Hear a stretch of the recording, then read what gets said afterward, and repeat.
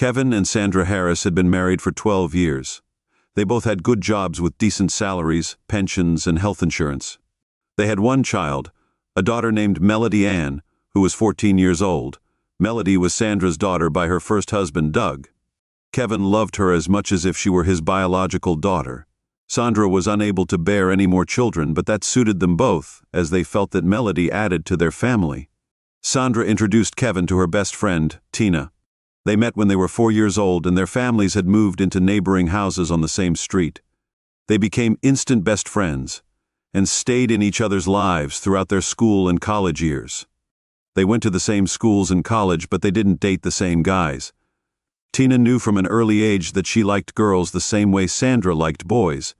Sometimes when they were teenagers, they had double dates with friends who they knew were fairly open-minded.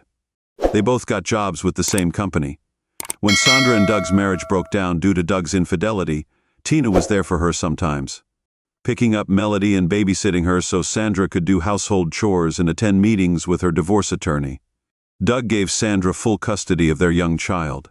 It's like he doesn't care about their child, Sandra pondered. Maybe Tina could help. After the divorce, Doug quickly remarried and disappeared from Sandra and Melody's lives. It turned out that his affair partner was Irish, and when they flew back to their homeland, Sandra realized that was the last she'd heard of Doug. She'd been right in her assumption that his daughter seemed to have no meaning to him, which saddened her. Fortunately, Melody was so young that the loss of her father had no obvious effect on her. When Melody was 4, her dad got remarried. His new wife was Sandra's colleague, and they had a daughter together. Melody was young, so she didn't really notice the change. Tina met Kevin Harris when she was 25. He worked in sales for a company that serviced the sophisticated high-tech equipment that San's employer used. After 6 months of dating, they got married in a small ceremony. Melody was Sandra's flower girl, and Kevin was the ring bearer. Tina was the maid of honor, and Dave was the best man at the wedding since Sandra's father died before she married vanishing Doug. There was no one to marry her off, so instead of looking for a male figure for the job, she asked Tina to fulfill the dual role of bridesmaid and maid of honor. The wedding was modest, but everything the couple and Melody could have wished for. The 12 years that followed were a period of absolute happiness. Tina was always around for Kevin, Sandra, and Melody. She and Kevin became good friends, often spending holidays together like Christmas and Thanksgiving. Tina left their company and started a marketing company that worked with many influencers and fashion icons. Sandra still worked for their former company, and Kevin was promoted to senior manager, who had long since given up visiting clients except on special occasions. It was the 12th year of their marriage for those who were interested in such things. Kevin came home from work, and as it was a Tuesday, Sandra was in charge of preparing the evening meal. There was no odor of cooking in the living room. He found Sandra and Tina sitting on the couch. "Oh, hi, Tina," he said. "They're talking about what to take to summer camp." "Oh, I don't smell food cooking. Does that mean we're taking Tina out to dinner?" Sandra shook her head. "I didn't feel like cooking or eating, and I suspect you didn't either. Kevin, you've been a great friend, a great lover, and a wonderful husband and father to Melody for all these years. It's very hard for me to say this, but I'm going to divorce you before you say anything. It's not your fault. It's just that I fell in love with Tina. Tina fell in love with me, and we're going to get married." Kevin was completely stunned. He sank into the chair across from them. "But why didn't I realize you were a lesbian?" "Sandra," he noticed that they were holding hands and it hurt him deeply. "It's not that I'm a lesbian, Kevin. It's just that Tina and I have fallen in love and we want to express our love by getting married. However you feel about this, Kevin." Tina said, "I'm sorry. I know this will come as a shock and be painful for you, but we love each other and we want to get married." Kevin ignored what Sandra had said to him just a few minutes ago. "Sandra, please tell me what I did wrong. What did I do so badly that you need the love of another man?" Sandra seemed ready to cry. "Kevin, you haven't done or said anything wrong. It's not your fault. It's just that I fell in love with Tina, so I tried to see a counselor." Kevin was having a hard time accepting what was happening. Tina replied, "See, Sandra, I was right. Kevin's natural reaction is to see a counselor because he's a good guy. Kevin, honey, that won't work because there's nothing wrong with your marriage to Sandra. It's just coming to a natural conclusion and end. It's sad when it happens, but it's not your fault, it's not Sandra's fault, and it's not my fault. Ultimately, it's just circumstances that will lead to a significant change in our lives. Tina took a moment to collect her thoughts before continuing. I think therapy might be a good idea for you to help you deal with the undoubted trauma you're going through. Tina, I thought you were my friend. When did that change? Sandra replied, she knows we didn't think it was right to keep it from her. But you think it's okay to keep it from me? Kevin asked bitterly. Both women flinched but said nothing, understanding his situation all too well. So what happens next? Kevin asked. Our attorney has already prepared the divorce papers, Sandra explained. We want to make things as fair and simple as possible for you, Kevin. But of course, we want you to check everything with your own attorney and make sure you're happy with the... Sandra said firmly, I would never try to separate you from Melody. The 7th clause says joint custody, so you can let Melody stay with you. I don't know what I would do if I couldn't see Melody, he replied. I know how much you love her and how much she loves you. Thank you for that. When do you want me to move out while we both think it would be best? If you move out as soon as you can. We just want to make sure you're not living in your car or somewhere else that's not ideal. So, we'll give you as much time as you need to find a place to live. Kevin packed a few changes of clothes into his suitcase and grabbed his laptop, iPad, and phone. He was standing in the hallway of the house that had been their home up to that point. Sandra rushed over to him and hugged him tightly. She tried to comfort him as best she could. Don't cry, Kevin, she said. Please don't cry. I'm sure everything will work out for the best in the end. You'll see. Tina walked over to him, gave him a hug, and said, I know you don't believe me, Kevin, but I'm really sorry about this. You'll be fine if you give it time. You're still a handsome young man. Even a crazy lesbian like me can see that you'll find someone else. I know you will. Kevin shook his head. I don't, he said. I doubt it. Sandra, I know it's going to be tough, but I think it'll all work out in the end. We can't keep going like this. Eventually, Kevin will catch up with us, and that'll be a lot worse. Sandra nodded. I agree. I just hope he'll be okay. Tina said. I was serious when I suggested he go to counseling. Tina's positive attitude was a bit of a facade. She knew there was a chance that Kevin could hurt himself, and she didn't want that to happen. Despite how things might look to outsiders, Kevin was a good guy at heart. He spent a few nights at the Marriott Hotel on North Pearl Street, and then rented an apartment for a month, in a building on the same street. He hired an attorney to review the divorce papers that Sandra and Tina had drawn up. His attorney, Gloria Linwood, who specialized in family law and divorce, was impressed. It's clear they want to make your divorce as easy and fair as possible. I'm not so sure, though. It seems like they're doing it for the same reason a realtor sets the price on a property lower than they might otherwise as. They prepare to sell. It sounds like your wife and her lover are doing it to your advantage, so you won't be tempted to set a shark like me on them. Her instant smirk made him wince slightly. He was glad she was on his side. She paused for a few seconds before continuing. I think that. Given the 7th clause that says 50/50th custody of your stepdaughter plus visitation, and the fact that they're not asking for alimony or your pension, it'd be a bad move not to agree to it. Kevin just gave a shrug.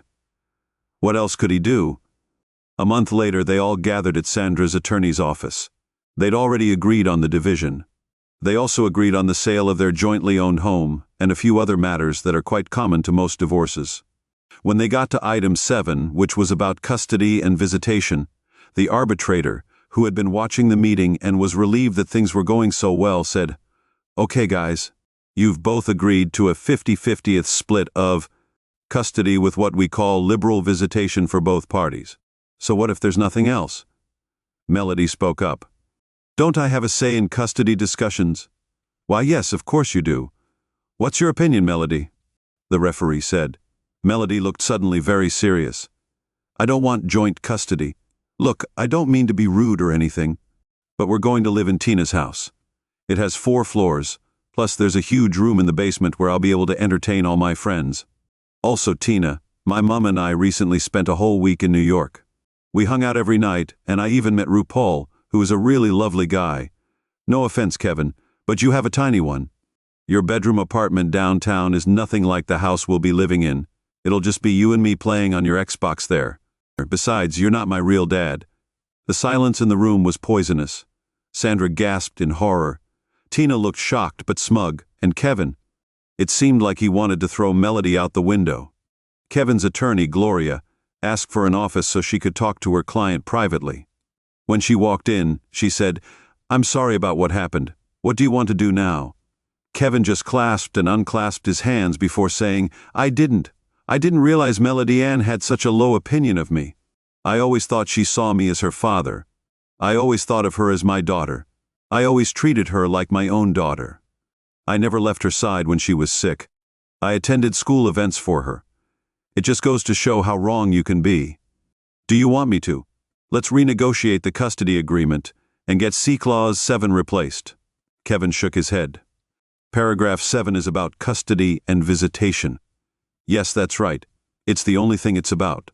Let's get that paragraph null and void. Gloria, what do you mean it's invalid? Kevin just retyped the agreement, but in the 7th replaced the text in paragraph 7 with something like void not required, because I don't want Milan to be cheapened by even visiting me in my small apartment, let alone staying in it. She nodded in agreement. I can do that, though I'll use legal terminology to make it look right. Are you okay with that? Sure, that's what you want, Kevin. He nodded. Although Kevin wasn't autistic, he was probably on some sort of spectrum, because Kevin thought very simply yes or no, black and white. So when Melody Ann said what she said, Kevin decided that she should no longer have a place in his life. His reasoning was that, she doesn't want to be in my life anymore, so why force her? After Gloria rewrote the 7th paragraph in fairly mild terms, her paralegal had the new divorce papers printed at the law firm's print shop. Kevin signed it. Sandra signed her copy, and the document was taken to the courthouse, where it was duly authenticated. Gloria was surprised that no one on Sandra's legal team mentioned that joint custody or even dating Kevin was no longer part of the divorce agreement. A couple of weeks later, Sandra and Tina were discussing the divorce. Mannion, it's incredible how much money you can make as a fashion and style influencer. Tina, I could have slapped Melody when she said that in the lawyer's office. She'll obviously change her mind and want to spend time with her father. What was that nonsense about Kevin not being her real father? Tina said, You think she's been hanging out with Doug? Sandra shook her head. I doubt it, but I think the damage is already done. Poor Kevin. The look on his face wasn't good. I haven't heard from Kevin since the divorce papers were filed. I guess I'll have to pull up my girly panties and get in touch with him to arrange Kevin and Melody's dates. Tina shrugged. In my opinion, if my daughter treated me the way Melody treated Kevin, I'd be pretty reluctant to go on a date with her. Sandra called Kevin's cell phone, but was surprised to find that the number was disconnected. I can't reach him. I'll pay him a visit and find out when he wants to visit Melody. Good luck with that, Tina said, but remember what I said. When Sandra got to the apartment block, she was surprised and a little sad to see that the space for the name of Kevin's apartment, C3, was empty. She checked with the concierge, who told her that Kevin had paid his rent 2 weeks early and had left no forwarding address. As she drove across town to Kevin's workplace, she felt a sense of unease. As it turned out, her premonition was correct. Kevin had left the company and taken a job at a branch office in Anchorage, Alaska. Sandra gasped and whispered, Anchorage, Alaska? I don't understand why he'd go there. It's to get away from you. He felt he had nothing left in Dallas, especially after what you, your friend, and your daughter did to him.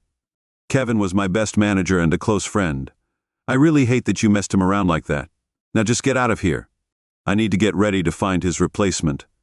This woman was very angry. Sandra decided it was best to just go home when she told Tina what had happened. Tina had mixed feelings. She did consider Kevin a close friend, so his pain touched her. But on the other hand, having her future wife from Tina's perspective, it wasn't a good idea for her husband to be hanging around. Melody was a teenager, and neither Sandra nor Tina could figure out what was going on in her head. Tina had an idea. Something in the divorce papers was bugging her. She shared this thought with her attorney, who quickly discovered what she called poisoned candy in the papers. The 7th paragraph regarding custody and visitation was very cleverly worded. Tina, it was obvious that an expert had drafted it. I just noticed who his lawyer is, Gloria Linwood. Sandra is lucky she must be ordered to get an easy divorce settlement and be soft and gentle with Sandra. Gloria is a scorched earth divorce settlement expert. I don't know how true this story is, but I heard that one guy who was being divorced by his wife because of infidelity used various ways to hide his assets. It got to the point where all his teeth were replaced. Gloria got a court order to seize his teeth because they were considered joint property. They were melted down, and he sucked soup through a straw for a couple of months until he could get cheap plastic dentures. Tina thanked her friend and marveled at how lucky Sandra was while all this was going on. Kevin was staying at the Marriott Hotel again, this time at the downtown Anchorage Marriott. Over the years of business travel, he had become addicted to Marriott. It's ironic that despite the hotel chain being owned by a Mormon family, as evidenced by the Bible and the Book of Mormon, every Marriott hotel has an impressive selection of draft and bottled craft beer and good food. I had an experience with a Hilton hotel in San Francisco, where it turned out that the Hilton Union Square Hotel was actually 4 miles from Union Square and right in the middle of the Tenderloin. A very dangerous neighborhood. For some reason, they refused to. He made it a rule to avoid Hilton hotels whenever possible. When he arrived in Anchorage at the office of the firm where he worked as a business consultant, the culture shock was huge. When he told his former colleagues that he was taking on the role of manager at the Anchorage branch, they asked why. They'd heard rumors that the Anchorage unit was used as punishment for managers who had misbehaved, but not so badly that they were fired.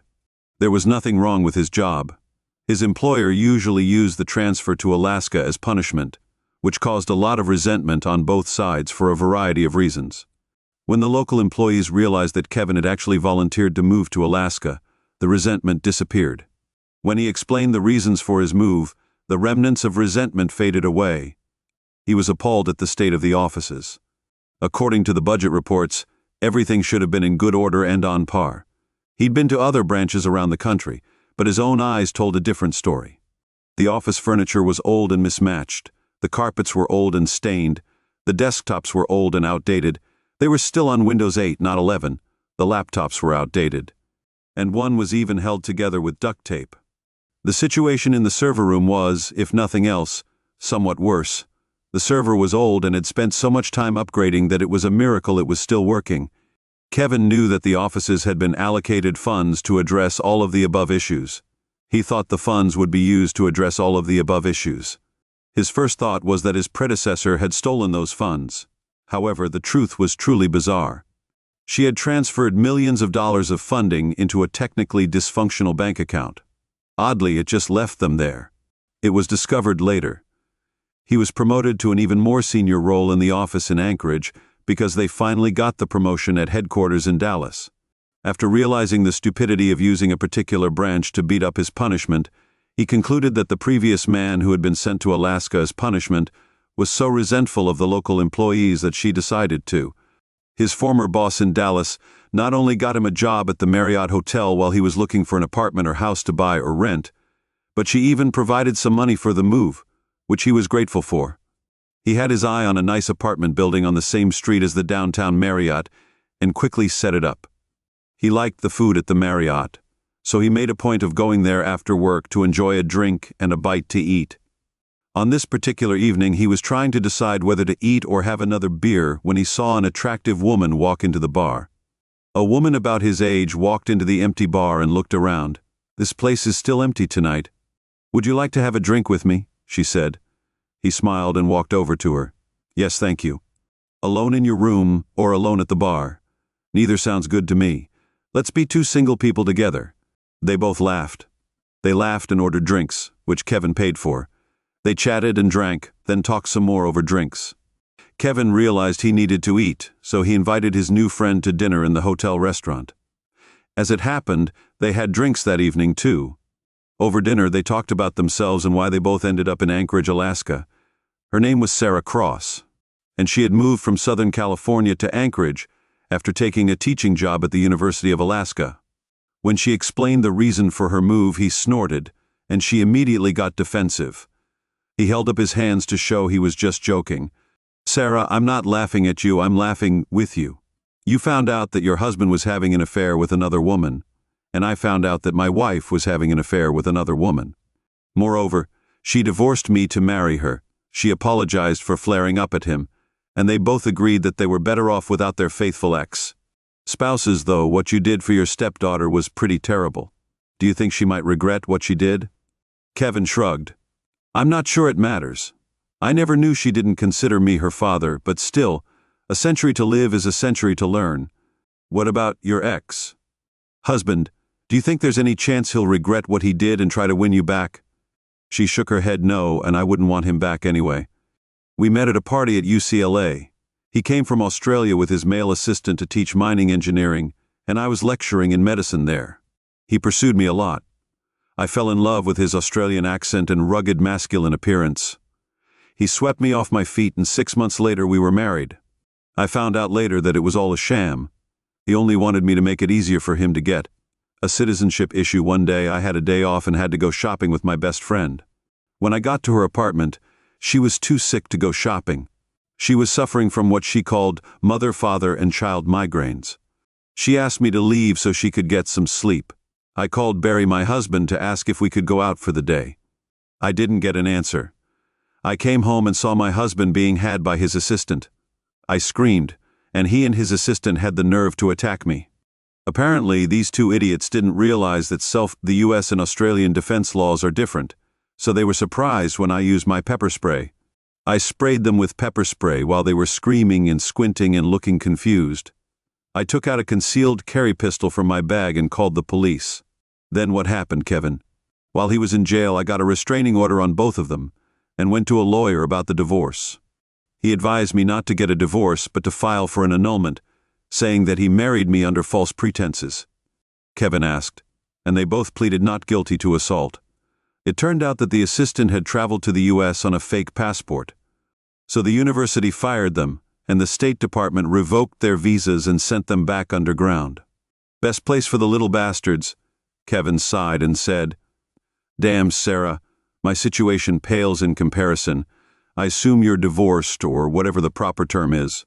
She nodded and added, I really felt like she wanted a fresh start, and here she was, living in an apartment he'd recommended. Sarah rented an apartment in the same building as Kevin because the apartments were high quality and the building was close to their workplaces. They started dating, developed a serious relationship, and 18 months later, they were married. It was a romantic gesture. They got married at the downtown Marriott Hotel where they first met, with colleagues from the university and from Kevin's workplace in attendance. They brought their work with them and asked the bartender from their first meeting to run the bar at the reception. They bought a nice house that was newly built and designed to withstand the cold Alaskan winters. Their pet dog even had to wear a special winter coat. They had 2 children, a boy and a girl, and became a family of 4. Things were good in Alaska in the south, but not so good in the north. The truth is, things weren't great. Sandra came home from work and her heart skipped a beat when she saw her wife Tina and her daughter sitting together on the couch in the living room. It obviously wasn't the same couch she and Tina had been sitting on when she ran into her then-husband Kevin. That one had long since been sent to the store. What's going on, guys? She asked. She was having a hard time because she already had a good idea or a bad idea. Whatever. Tina looked sad while Melody looked defiant. Sandra, you know I love you, but I fell in love with Melody. Melody fell in love with me. You and I are getting a divorce, and Melody and I are getting married. Sandra exploded with rage. No, she screamed. This is just wrong. You can't marry her. She's your daughter. She's just a child, a little girl. Tina shook her head. Melody is not my daughter. She's your daughter, and she's not a little girl. Melody, who was 26, looked bored. She was almost unaffected when her mother broke down and started sobbing. Tina walked over to her and hugged her. I'm sorry, honey. This is the last thing I wanted or expected, but these things happen. Is he even still alive? Tina kissed her cheek. Yeah, even now I think about Kevin sometimes. He was my friend and I still miss him sometimes. He was 0,000 miles away from home, sitting in the great room bar of the downtown Marriott Hotel. He was slowly drinking a local beer. It was already 6 in the evening, and for some reason the bar was empty except for him and the bartender. It was still the same bartender. She clearly loved her job. Kevin got a text message. Hey honey, sorry we're a few minutes late. Mary, my assistant, just couldn't stop playing with the kids. The kids and I will be at your place soon. If you're still sitting at the bar, grab a menu and order for all of us, please. Surprise. Although Kevin wasn't autistic, he was probably on some sort of spectrum because he thought very simply, yes or no, yes or no, yes or no, black and white. He replied with a grin and took the menus to the table they had ordered from and began looking through the various options. He would surprise them, as Kevin had learned from his own experience years ago. Some surprises were not so pleasant. He smiled broadly as he chose wisely from the wine list in various food sections. His life wasn't just good, it was a damn fine one.